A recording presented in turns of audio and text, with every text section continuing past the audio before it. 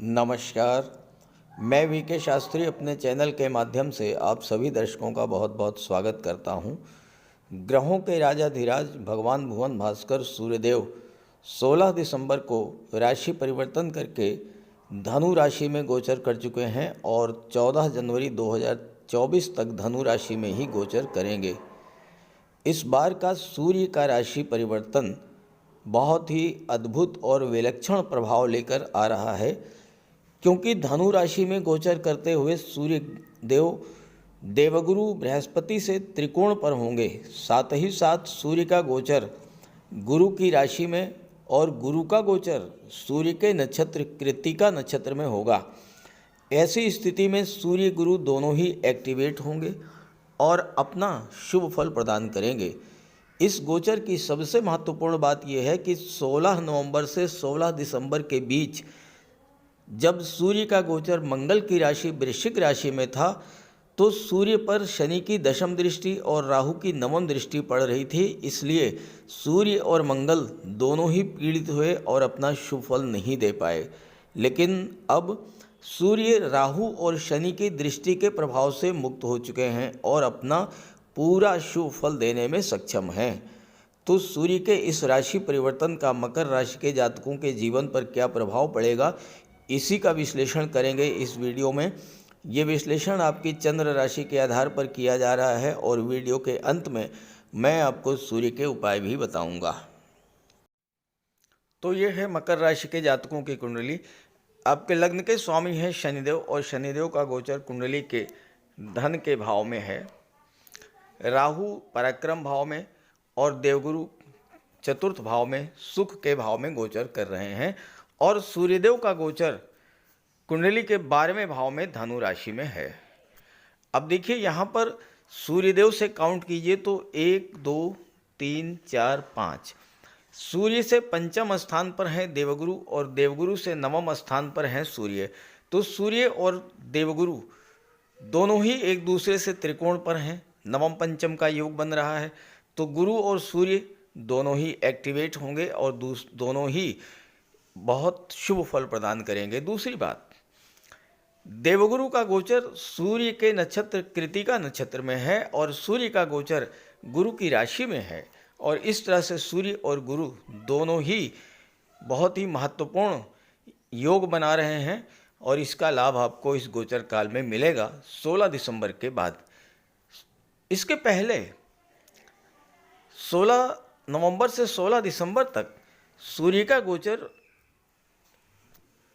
वृश्चिक राशि में था, एकादश भाव में। एकादश भाव में सूर्य अति विशिष्ट कारक होते हैं, बहुत अच्छा फल देते हैं, हर तरह का लाभ दे सकते हैं। लेकिन हुआ क्या, यहाँ पर सूर्य का गोचर था और सूर्य पर राहु की नवम दृष्टि पड़ रही थी और शनि की दशम दृष्टि पड़ रही थी। राहु और शनि की दृष्टि पड़ने के कारण सूर्य पीड़ित हुए। सूर्य के साथ यहाँ पर मंगल भी थे और मंगल भी पीड़ित हुए। सूर्य और मंगल ग्रहों के सेनापति और ग्रहों के राजाधिराज जब दोनों पीड़ित हुए तो पिछले माह आपको तरह तरह की समस्याओं से जूझना पड़ा होगा। सूर्य शासन प्रशासन के कारक होते हैं, सूर्य गवर्नमेंट को शो करते हैं और इस गोचर काल में आपका कोई कार्य शासन प्रशासन से जुड़े अधिकारियों से था तो वो कार्य नहीं हो पाया होगा। सूर्य पिता के कारक होते हैं, पिता का स्वास्थ्य खराब हुआ होगा या फिर पिता से मतभेद हुआ होगा। सूर्य पर शनि की दृष्टि पड़ने के कारण जो लोग राजनीति से जुड़े हुए थे उन्हें भी तमाम उठापटक का सामना करना पड़ा होगा। राहु की दृष्टि पड़ने के कारण आपके कार्य बनते बनते बिगड़ गए होंगे, स्वास्थ्य भी आपका खराब हुआ होगा। मानसिक चिंता, काम में मन न लगना, अनजाना भय, डिप्रेशन, इस तरह की समस्याएं आपके जीवन में आई होंगी। सूर्य मान सम्मान पद प्रतिष्ठा के कारक होते हैं, लेकिन आपको आपने कार्यों का जो प्रतिफल मिलना चाहिए था वो आपको नहीं मिला होगा। अपने परिश्रम से जो सम्मान आपको मिलना चाहिए था वो आपको नहीं मिला होगा। इसके अलावा माइग्रेन, सिरदर्द, heart problem, angina pain, joint pain, fever, इनसे भी आप परेशान हुए होंगे। आर्थिक दृष्टि से भी ये समय अच्छा नहीं गुजरा होगा। आय के स्रोतों में कमी आई होगी, इनकम आपकी घट गई होगी, पैसा आपका कहीं रुक गया होगा, फंस गया होगा। कोई गवर्नमेंट प्रोजेक्ट आपने पूरा किया होगा, लेकिन आपका पैसा जो आपको गवर्नमेंट से मिलना था वो नहीं मिला होगा। मंगल जब पीड़ित हुए तो आपको बात बात पर क्रोध आया होगा, आपके आत्मबल और आत्मविश्वास में कमी आई होगी, और हो सकता है कि बिला वजह का लड़ाई झगड़ा, कोर्ट कचहरी का मैटर भी बना होगा। खर्चे भी आपके नियंत्रण के बाहर हो गए होंगे और आपको कर्ज भी लेना पड़ा हुआ हो। तो अगर आपके साथ ये सब हुआ हो तो कमेंट करके ज़रूर बताइएगा, ताकि आपके साथियों को, आपके मित्रों को भी सूर्य के इस प्रभाव का जानकारी हो सके और वो समझ सकें कि सूर्य के गोचर का प्रभाव कितना महत्वपूर्ण होता है। अब आइए बात करते हैं सूर्य धनु राशि में आपको क्या फल देने जा रहे हैं। आपके कुंडली में सूर्यदेव का गोचर कुंडली के 12वें भाव में है। अब 12वां भाव तो विदेश का होता है, 12वां भाव खर्च का भी होता है और निवेश का भी होता है, 12वां भाव कोर्ट कचहरी और अस्पताल का होता है, 12वां भाव धर्म, अध्यात्म और मोक्ष का भी होता है। अब यहाँ पर सूर्य का गोचर गुरु की राशि में है और गुरु धर्म और सत्कर्म के कारक हैं। इस गोचर काल में गुरु की दृष्टि सूर्य पर पड़ रही है और गुरु की दृष्टि अष्टम भाव पर पड़ रही है। अष्टम भाव के स्वामी सूर्य हैं। अष्टम के स्वामी होकर के सूर्य 12वें भाव में गोचर कर रहे हैं। अब यहाँ देखिए सूर्य क्या है, सूर्य है राजा, गवर्नमेंट के कारक हैं। इस समय चूंकि गुरु धन के कारक होते हैं और गुरु का प्रभाव सूर्य पर है, सूर्य गुरु की राशि में है और गुरु की दृष्टि भी पड़ रही है, त्रिकोण पर भी है, तो ये समय आपके लिए विदेश जाने के लिए बहुत ही अनुकूल है। चूंकि पंचम भाव के अष्टम के स्वामी है सूर्य और अष्टम भाव परिवर्तन का होता है, तो इस समय 16 दिसंबर के बाद आपके जीवन में जो पिछली परेशानियां चली आ रही थीं, उन परेशानियों से आपको राहत मिलेगी और आप अपनी उन परेशानियों से बाहर निकलेंगे।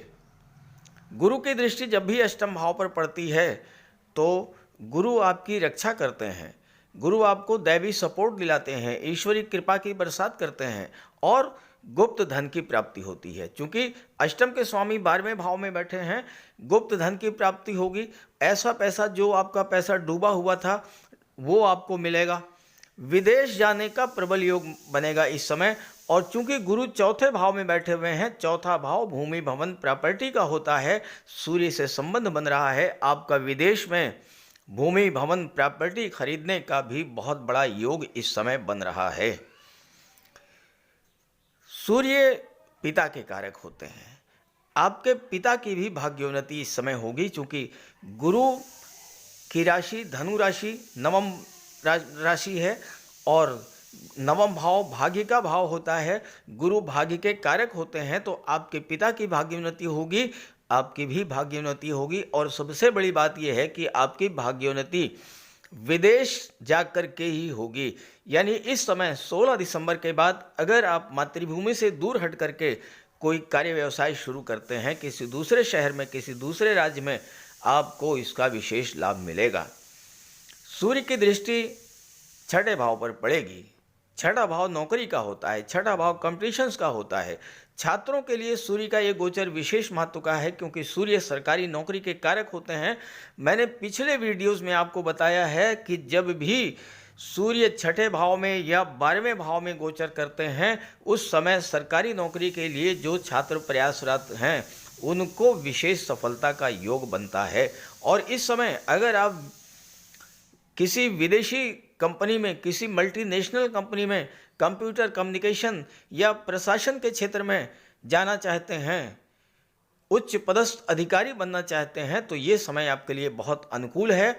क्योंकि बुध की राशि पर सूर्य की दृष्टि पड़ रही है, बुध बुद्धि के कारक हैं, बुध व्यापार के कारक हैं, तो विदेशी व्यापार के संबंध में, मैनेजमेंट के क्षेत्र में आईटी सेक्टर, कंप्यूटर या कम्युनिकेशन के क्षेत्र में आपको विदेश में कोई बहुत अच्छा ऑफर मिल सकता है इस गोचर काल में। देवगुरु एक्टिवेट हैं। देवगुरु चौथे भाव में गोचर कर रहे हैं। चौथा भाव जो होता है ये आपकी मातृभूमि का होता है, माता का होता है, भूमि भवन प्रॉपर्टी का होता है और मानसिक शांति का होता है। राहु की दृष्टि सूर्य पर पड़ने के कारण आपके मन में जो चिंता, तनाव, डिप्रेशन की स्थितियां बनी हुई थी वो समाप्त होंगी। मन को आप शांति मिलेगी और जब आप शांत मन से कोई कार्य करेंगे तो आपको सफलता भी मिलेगी। यहाँ पर सूर्य खर्च आपका बढ़ाएंगे, लेकिन खर्च किस तरह का खर्च होगा?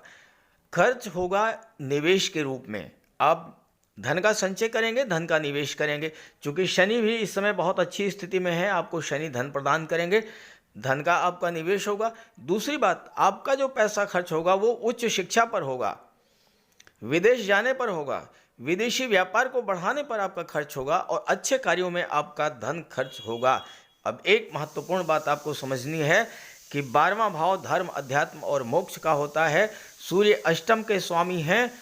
अष्टम भाव भी धर्म, अध्यात्म को शो करता है। तो इस समय जितना अधिक आप धर्म, अध्यात्म से जुड़ेंगे, सूर्य देव की उपासना करेंगे, देवगुरु बृहस्पति की उपासना करेंगे, उतना ही अधिक आपको धन की प्राप्ति होगी, मान सम्मान की प्राप्ति होगी। आपके बिगड़े हुए काम बनना शुरू हो जाएंगे। धन की जो स्रोत बंद हो गए थे, पैसा आना बंद हो गया था, वो पैसा आपको मिलना शुरू होगा। इनकम के नए नए स्रोत बनेंगे। और चूंकि मंगल लाभ के भाव के स्वामी भी हैं और मंगल चौथे भाव के भी स्वामी हैं, तो सुखों में वृद्धि होगी, भौतिक सुख सुविधा के साधनों में वृद्धि होगी। और ये जो एक माह का समय है, इसमें सूर्य आपके जीवन को प्रकाशित कर देंगे, प्रकाश से भर देंगे। आत्मसम्मान बढ़ेगा, आत्मविश्वास आपका बढ़ेगा, आत्मबल आपका बढ़ेगा।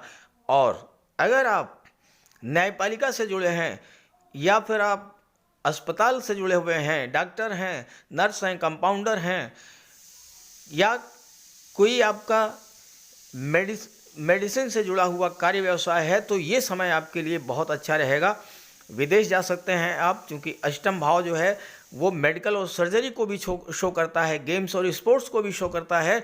तो आप मेडिकल के क्षेत्र में भी विदेश जा सकते हैं। और अगर आप चिकित्सा जगत से जुड़े हुए हैं, शासन प्रशासन से जुड़े हुए हैं, राजनीति से जुड़े हुए हैं, तो ये समय आपके लिए विशेष महत्व का है। इस समय का पूरा लाभ आपको लेना चाहिए। और दूसरी बात यह है कि इस समय सूर्य देव का उपाय आप जितना करेंगे उतना ही आपको लाभ मिलेगा। तो बात करते हैं सूर्य के उपायों पर। सूर्य देव की आराधना करें। खास करके छात्रों को या जो कॉम्पिटिटिव एग्ज़ाम्स की तैयारी कर रहे हैं, उन्हें तो सूर्य के उपाय अवश्य करने चाहिए। सूर्य आत्मा के कारक हैं। इस पृथ्वी पर सूर्य के कारण ही जीवन है और सूर्य की ही ऊर्जा, प्रकाश और ऊष्मा से हम कार्य करने में सक्षम होते हैं। सूर्य देव की आराधना करेंगे, आत्मा को बल मिलेगा, आत्मविश्वास में वृद्धि होगी, कार्य करने की ऊर्जा प्राप्त होगी, जीवन में रोशनी आएगी, भाग्य चमक जाएगा और फिर आप सफलता की सीढ़ियां चढ़ते चले जाएंगे। तो प्रातःकाल स्नान करते समय जल में लाल पुष्प या केसर डाल करके स्नान कीजिए।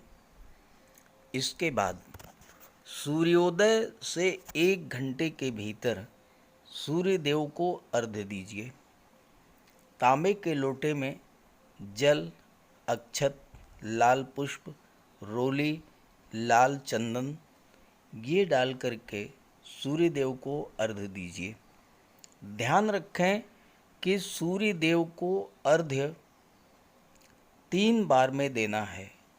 1 लोटे जल को आपको 3 बार में अर्घ्य देना है।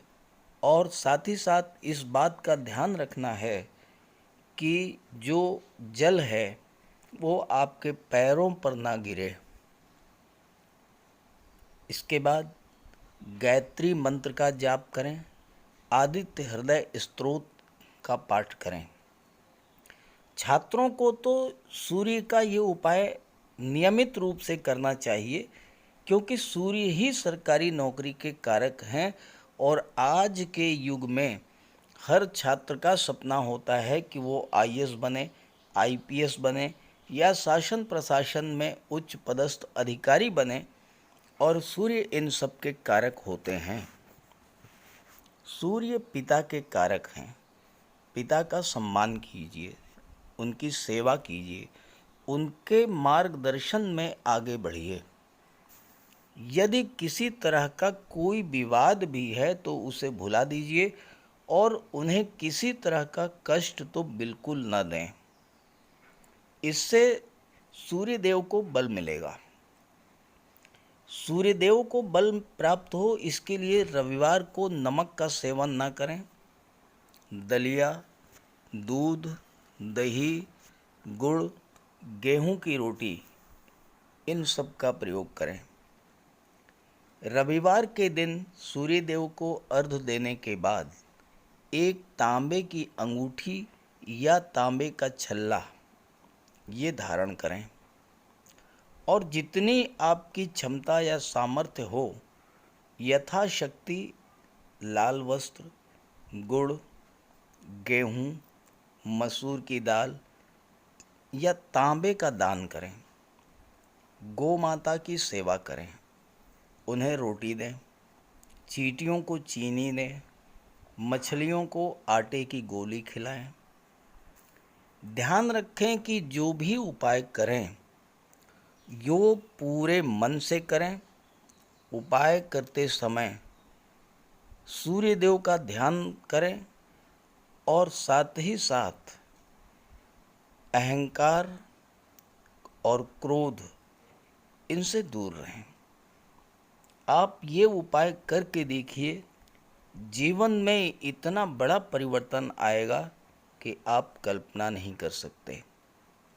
तो मेरी बात से सहमत हों तो उपाय शुरू कर दीजिए, और वीडियो अच्छा लगा हो तो अपने साथियों को, मित्रों को भी ज़रूर शेयर कर दीजिएगा।